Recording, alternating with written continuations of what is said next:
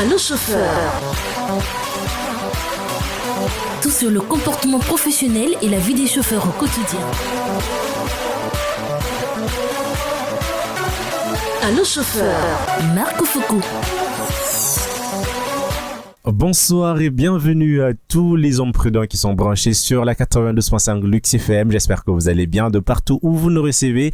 Je suis Marc Foucault, le présentateur de cette émission Allô chauffeur, le rendez-vous des hommes prudents. Et c'est un plaisir pour moi d'être encore des vôtres pour ce soir. Alors pour ce nouveau rendez-vous des hommes prudents, nous repartons à l'école. Et oui, nous allons assister à un cours d'auto-école qui sera animé par monsieur Alban César Nkunku, que vous connaissez déjà très bien, qui intervient tout le temps dans cette émission Allô chauffeur. Alors nous allons assister donc à un cours sur la signalisation routière. Ce cours a été donné dans la salle de cours bien sûr de l'auto-école Royal Service. Alors c'est vrai qu'il s'agit d'un cours, mais pour des questions de bienséance et bien sûr pour respecter le timing et ne pas rester dans le cadre de notre émission Allô chauffeur, vous allez donc remarquer que le cours ne va pas vraiment suivre un style de cours justement parce qu'il y aura des petites coupures, question de respecter la ligne éditoriale et aussi respecter l'idée, respecter l'objectif de cette émission Allô chauffeur. Alors j'espère que cette émission va vous faire beaucoup de bien. C'est parti pour la signalisation routière.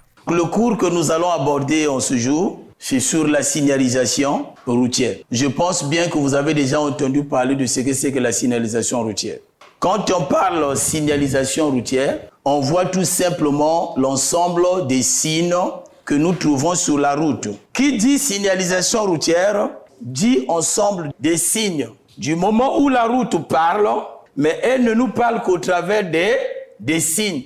Voilà pourquoi tout chauffeur est censé avoir la connaissance sur les signes de la route faisant partie de la signalisation routière. Pourquoi la signalisation routière? C'est parce que la route utilise les signes pour parler aux automobilistes. Alors, ces signes-là doivent être maîtrisés par les chauffeurs. Sachant que la route est sa langue à elle qu'elle parle, qu'on appelle signalisation routière. Et le chauffeur doit forcément maîtriser cette langue-là qu'on appelle signalisation routière. Voilà pourquoi au départ, j'ai dit que la signalisation routière n'est autre que l'ensemble des signes. Tous les signes que nous trouvons sur la route, ce n'est pas pour embellir la route, mais c'est pour transmettre ce qu'on appelle un message à tout moment aux chauffeurs, sinon qu'aux automobilistes. Chaque automobiliste est censé savoir interpréter les signes de la route. Sachant que dans son ensemble, en tant que signalisation, elle se divise en trois parties. Les trois parties de la signalisation routière sont la signalisation verticale, la signalisation horizontale et la signalisation lumineuse. C'est ça qu'on appelle la signalisation routière. Ça veut tout simplement dire les signes que la route utilise se repartissent en trois. Et la première partie, nous parlons de la signalisation verticale. Qui dit signalisation verticale dit ensemble des panneaux. Quand on parle de la signalisation verticale, on voit l'ensemble de tous les panneaux que nous trouvons le long de la route, sachant qu'un panneau n'est autre qu'un dispositif routier qui donne des informations aux automobilistes sur la route afin que le désordre ne soit pas organisé. Vous imaginez qu'au niveau d'une intersection, s'il n'y a pas de panneaux, automatiquement, ça sera la loi de la jungle. Ça veut tout simplement dire que c'est le désordre qui sera organisé. Mais vu qu'il y a les panneaux, même si les policiers routiers ne sont pas présents, mais le panneau est implanté, il est présent 24 heures sur 24. Vous n'allez pas trouver un policier routier au niveau d'une intersection à 1h ou 2h du matin. À moins qu'il y ait accident. À ce moment-là, il y a intervention. Mais tant qu'il n'y a pas accident, les routiers ne fonctionnent pas tard dans la nuit. Ils ont des heures là où ils sont présents. Mais après leur départ, automatiquement, il y a les panneaux de signalisation qui transmettent des informations aux automobilistes afin que le désordre ne soit pas organisé. Au niveau d'une intersection, quand vous avez par exemple un panneau stop, vous êtes obligé de marquer un arrêt. Si vous avez un panneau céder le passage, vous êtes obligé de ralentir. Parce que céder le passage veut tout simplement dire ralentir. Il y a des panneaux d'obligation, il y a des panneaux de priorité. Sachant que la signalisation verticale en tant que telle se divise en 3 catégories. Et parmi ces catégories, la première catégorie ne sont autres que les triangles. À quoi servent les triangles? Vous avez un tableau de panneaux. Les triangles servent à annoncer un danger. Et la nature du danger est reconnue par le symbole que nous retrouvons sur le panneau. Voilà pourquoi je parlerai de l'interprétation. Tout panneau qui a la forme triangulaire n'annonce pas le même danger. Exemple ici, vous avez un tableau de panneaux tel que là, le premier panneau il dit quoi? Danger virage à gauche. Celui-ci il annonce un virage à droite. Le panneau suivant annonce la succession de virages, le premier à gauche. Tandis que ici, au dernier lieu, le panneau là annonce quoi? Un gendarme couché, autrement dit ralentisseur. Ce n'est pas le même danger. Ici, ce panneau annonce quoi? Cassis ou Dodane. Là, c'est le rétrécissement de la chaussée. Chaussée rétrécie de 2 côtés. Il y a un danger. Ici, le panneau, il annonce quoi? Danger, passage pour piéton. Est-ce que vous comprenez ça? Donc, chaque panneau de danger annonce un danger par rapport. Tous les dangers ne sont pas pareils. Sauf que tout panneau qui a la forme triangulaire, son rôle, c'est d'annoncer un danger. Voilà pourquoi les triangles font partie de la première catégorie de panneaux. Parlons de la signalisation verticale. Tandis que la deuxième catégorie n'est autre que les ronds. Ça veut dire que tous les panneaux qui ont la forme ronde font partie de la deuxième catégorie des panneaux. Sachant que les ronds, à leur tour, se divisent en 4 parties. Nous avons les ronds rouges qui servent à interdire de faire quelque chose. Par exemple, ici, le panneau là dit quoi? Circulation interdite dans les 2 sens. Celui-ci, sens interdit. Interdiction de tourner à gauche, interdiction de tourner à droite, interdiction d'effectuer un demi-tour, interdiction à tout véhicule à moteur d'effectuer un dépassement, interdiction aux véhicules affectés au transport marchandises d'effectuer un dépassement. Ça veut dire que les ronds rouges ne font que interdire de faire quelque chose. Tandis que il y a ce qu'on appelle les ronds blancs barrés de noir.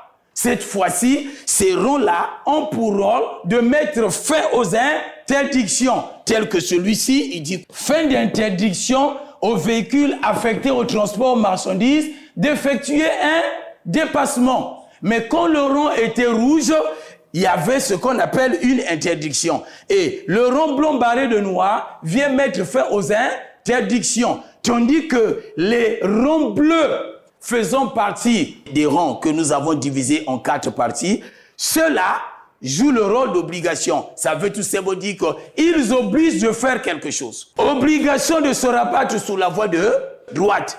Obligation de se rabattre sur la voie de gauche. Obligation de tourner à gauche ou à obligation d'aller tout. Les ronds bleus barrés de rouge mettent fin aux obligations.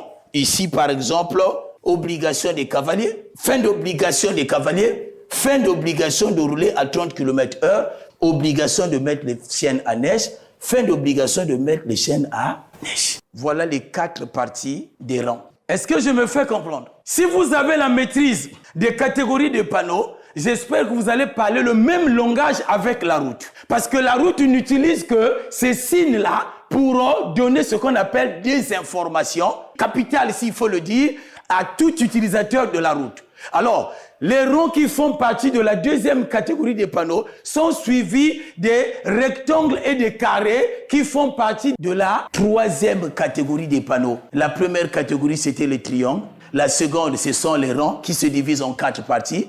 Et la troisième catégorie, ce sont les carrés et les rectangles qui servent à donner des indications et des installations. Ils donnent également des renseignements.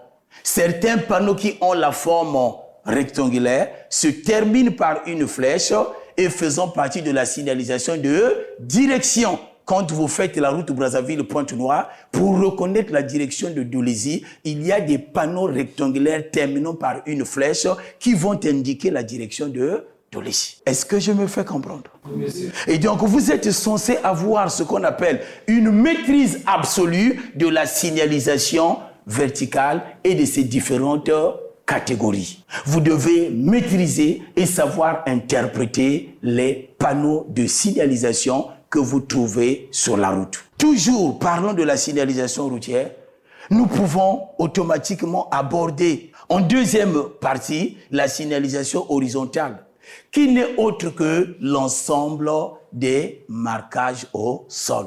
Autrement dit, les marques peintes sur la chaussée. Vous allez constater que sur la chaussée, il y a ce qu'on appelle des marques. Ces marques-là ne sont pas faites pour embellir la chaussée, mais ça fait partie de la signalisation horizontale pour donner des informations aux automobilistes. Parmi ces marques, nous avons les lignes continues. C'est une ligne blanche droite qu'on ne peut ni chevaucher ni franchir. Nous avons les lignes discontinues. C'est des lignes en pointillés qu'on peut chevaucher ou franchir lors d'un demi-tour ou d'un dépassement. Nous avons les lignes mixtes à coller. Nous avons les flèches de direction. Nous avons les flèches de rabattement. Nous avons les zébras. Nous avons les croisillons jaunes. Nous avons les lignes en zigzag. Nous avons les lignes de rive.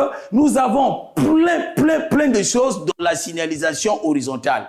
Et le conducteur est censé avoir la maîtrise de ces marques peintes sur la chaussée afin d'être en harmonie avec la route. Parce qu'au départ, nous avons commencé avec les panneaux et après les panneaux, nous avons les marquages au sol.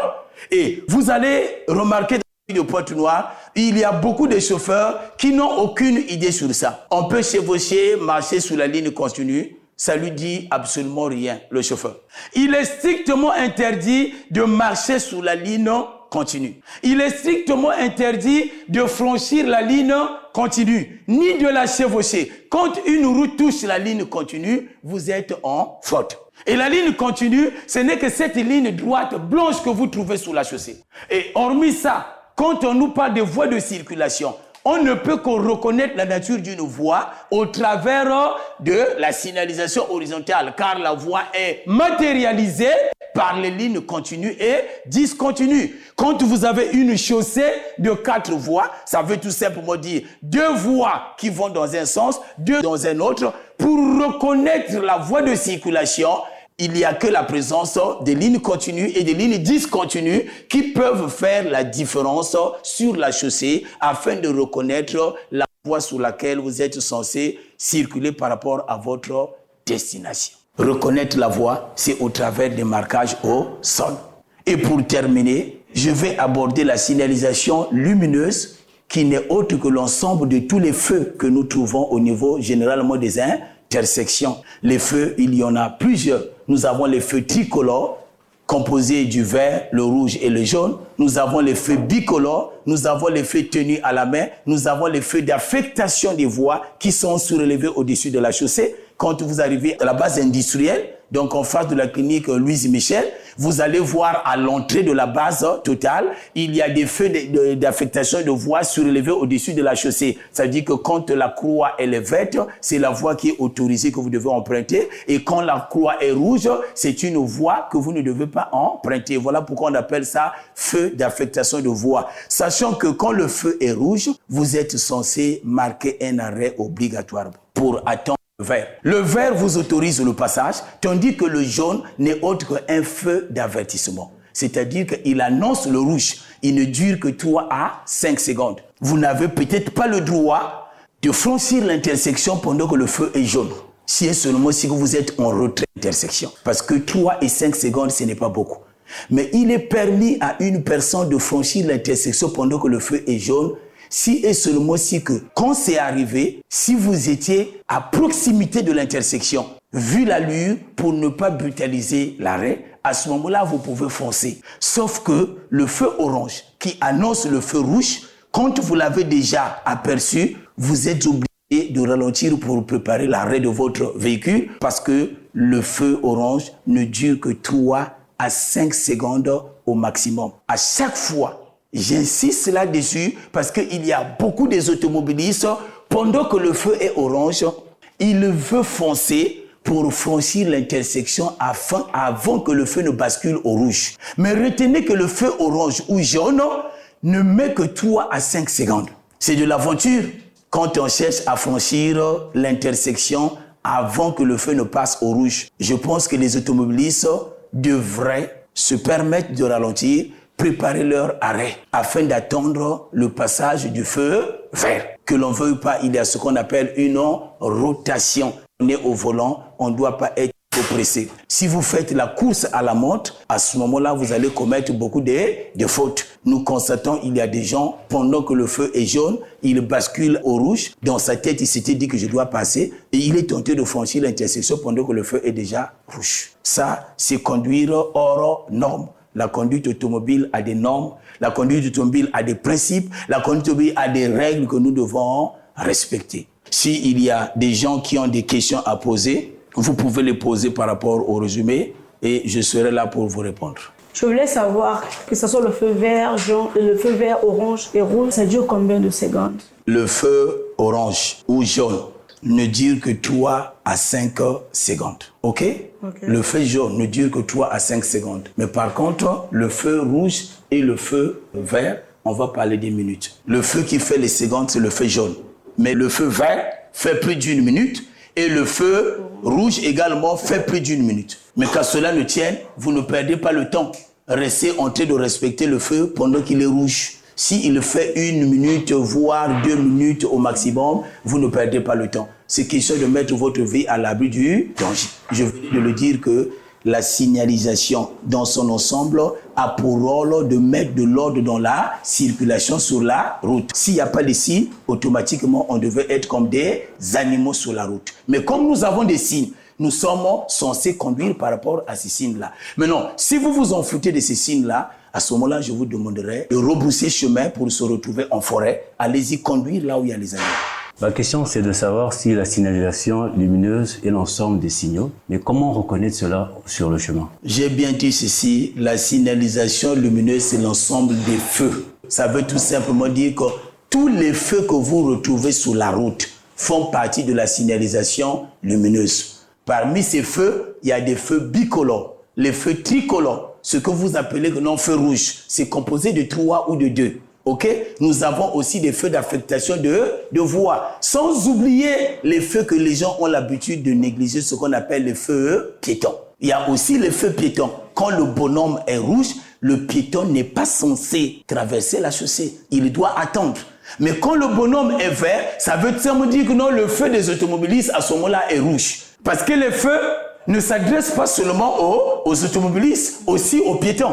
Donc, pendant que vous êtes au niveau d'une intersection là où il y a les feux, vous devez bien regarder avant de traverser la chaussée. Nous avons aussi des feux piétons. Ces feux-là transmettent les informations aux piétons. Les feux tenus à la main sont utilisés par les agents. Donc, voilà ce que tu dois retenir et garder pour la signalisation lumineuse. Partout là où tu iras, c'est favorable. Que tu sois aux États-Unis, qui dit signalisation lumineuse, dit ensemble des feux. Là, j'ai 2 questions. Oui.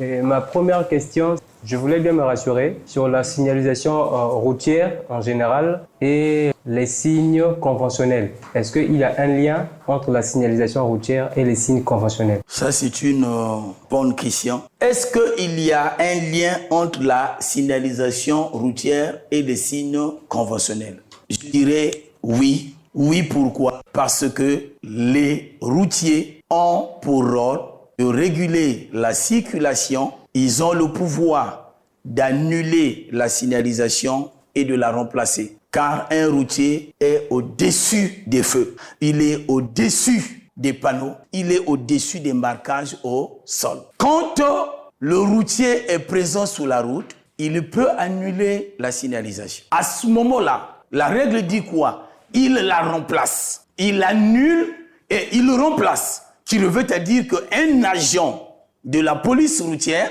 qui utilise les mouvements et les signes qu'on appelle signes conventionnels, il fait partie de la signalisation routière. La question, elle est vraiment pertinente. Pourquoi? Parce que quand on détaille la signalisation routière, on ne parle que des panneaux. On parle quoi? des marquages au sol, on parle des feux. Mais l'agent, avec ces signes conventionnels, font partie de la signalisation routière. Pourquoi? Quand l'agent est sur la route, automatiquement, c'est lui qui remplace la signalisation. Qui revient à dire que, pour bien comprendre, l'agent devient signalisation physiquement sur la route. Est-ce que je me fais comprendre? C'est-à-dire, un agent remplace la signalisation en totalité.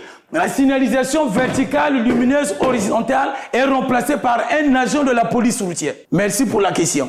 Je disais que c'est quoi les feux en forme de flèche? Les feux en forme de flèche, c'est des feux qui ont aussi la forme d'une flèche. Il y a des feux en forme de flèche verte, il y a des feux en forme de flèche rouge, il y a des feux en forme de flèche jaune. Vous allez voir au niveau des intersections, là où vous avez les feux tricolores, parfois un peu plus bas, vous avez des flèches qui vous donnent les directions que vous devez suivre. Je prends un exemple. Quand le feu est rouge, si et seulement si qu'en bas, il y a un feu en forme de flèche qui clignote à droite, ceux qui veulent aller droit doivent respecter le feu rouge.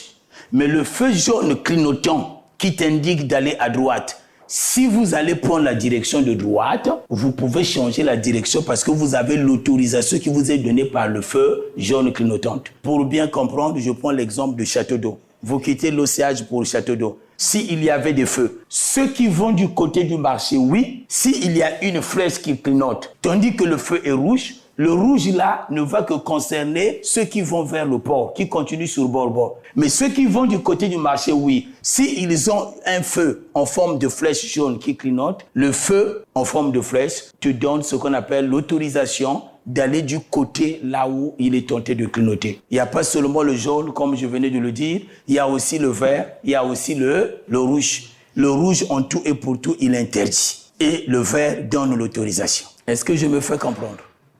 Donc, les feux en forme de flèche, les feux tenus à la main, les feux d'affectation de voie, tout ça, ça fait partie de la signalisation lumineuse. Que l'on veuille ou pas, ce chapitre, c'est un chapitre qui est très vaste et que vous devez rentrer dans la profondeur pour avoir beaucoup plus de maîtrise concernant la signalisation. Vous n'allez pas maîtriser la signalisation en une séance théorique dans la salle. Vous avez le document, lisez. Vous avez des téléphones digitaux téléchargés même sur YouTube, sur Internet. Vous allez approfondir les connaissances parce qu'à l'auto-école, si tu attends qu'on puisse tout apprendre, c'est un peu difficile. Ce qu'on fait, c'est vous donner ce qu'on appelle la base. Mais si tu attends que tu apprennes tout à l'auto-école, c'est que tu n'as rien compris parce que l'auto-école ne te donnera pas tout. Mais l'auto-école va te donner la base. Et sur cette base-là, tu feras ta carrière de chauffeur ou de conducteur. Monsieur Alban, j'ai une question. C'est un petit constat pour les automobilistes qui sont en situation de détresse ou d'urgence. Est-ce que pour eux, il y a une limite ou une exception face à la signalisation? Parce que on voit par exemple pour un taximan qui prend un client qui est malade, qui a fait peut-être sur une crise, quand il roule, il va droit. Est-ce que c'est autorisé? Après, on a les cortèges, par exemple, ceux qui vont dans les veillées, ou parfois c'est le maire qui passe et pour lui, la signalisation, on a l'impression que c'est pas fait pour lui. Est-ce que c'est comme ça? Je vais répondre comme suite à votre question. Pour un taximan qui transporte un cas d'urgence à l'hôpital, quand il se retrouve devant le feu rouge, il doit s'arrêter. Devant le panneau stop, il doit s'arrêter. Les feux de détresse ne donnent pas le droit ni la priorité à un automobiliste. On dit bien feu de détresse. Tu annonces juste que tu es en détresse. Il y a plusieurs détresses. Sauf que, regardez le type de véhicule que vous conduisez. Si vous êtes dans une voiture privée, si vous êtes dans une voiture taxi ou dans un bus, je vous assure qu'en cas d'accident, la règle sera appliquée. On est censé conduire quelqu'un à l'hôpital dans une ambulance. Pourquoi? Parce que l'ambulance fait partie des véhicules prioritaires. Si c'est l'ambulance, même si le feu est rouge, l'ambulance va passer. Devant le feu stop, l'ambulance ne peut pas s'arrêter. Les véhicules de lutte contre les incendies conduits par les sapeurs-pompiers font partie des véhicules prioritaires. Les véhicules de la police et de la gendarmerie. Quand vous me parlez de cortège, par exemple, du maire, mais si le maire est escorté par les motards, les motos conduits par les policiers et les gendarmes font partie des véhicules prioritaires, quel que soit le cortège. Parce qu'il y a des gens qui conduisent par rapport à par rapport. Je ne sais pas si je me fais comprendre. La conduite automobile n'a rien à voir avec le galon que vous portez, n'a rien à voir avec votre rang social. C'est pas parce que vous êtes le DG et que vous allez vous permettre de faire du n'importe quoi sur la route. Non, sur la route, il n'y a que le code. C'est le code qui règle les problèmes sur la route. C'est comme dans la vie chrétienne. C'est la parole de Dieu qui règle. Ce n'est pas parce que tu es à l'église tous les jours, tu es ancien. C'est la parole. Ou vous êtes dans la parole, ou vous êtes hors la parole. Même si vous êtes diacre ou pasteur, ça n'a rien à voir avec le sceau de Dieu. Tu es chauffeur, tu es moniteur, oui. Mais le code te dit quoi? Devant le panneau stop, tu dois t'arrêter. Je suis moniteur, je ne m'arrête pas. Le policier est censé retirer mon permis de conduire. Parce que de mon côté, il y a eu une observation du panneau stop. Ça veut dire que je n'ai plus respecté ma veste de moniteur de école. Et sur la route, le chauffeur doit respecter sa veste. Nous, les moniteurs, nous avons une veste. Les chauffeurs aussi ont leur veste à eux. Mais sachant que ce soit ma veste, que ce soit la veste d'un chauffeur, ce qui nous relie comme dénominateur commun sur la route, c'est le code. Il n'y a que le code. Si vous me dites que vous savez conduire parce que vous avez un permis de 18 caché, excusez-moi, et que vous n'avez rien à foutre avec le code, vous êtes nul. Vous me dites que non, vous êtes un ancien de l'église, mais dans le quartier, vous avez un comportement, vous dérangez les gens, et vous dites que vous êtes un diacre, un ancien. Excusez-moi, vous n'avez rien à foutre avec Dieu parce que l'orgueil n'est pas de Dieu. Et moi, je prends la Bible avec le code de la route et je le mets là. Pourquoi dans la Bible, nous avons la parole qui nous donne la vie, le code de la route aussi nous donne la vie. Quelqu'un qui se comporte mal sur la route peut facilement mourir par le non-respect du code de la route, monsieur le journaliste. Et voilà, c'était donc la signalisation routière, un cours auquel nous avons assisté à Royal Auto avec monsieur Alban César Nkunku. J'espère que vous avez apprécié cette émission. Merci beaucoup à vous d'ailleurs d'avoir été de nôtres. Merci à monsieur Alban César Nkunku. Merci à Flavia Landa qui l'a mise en onde, à Prince Liambaya pour la réalisation. Et moi, je suis Marc Foucault. On se retrouvera donc dans un nouveau rendez-vous des hommes prudents. C'est dans Allo Chauffeur sur la 92.5 Lux FM. Au revoir. Allo Chauffeur. Tout sur le comportement professionnel et la vie des chauffeurs au quotidien. Allo Chauffeur, Marc Foucault.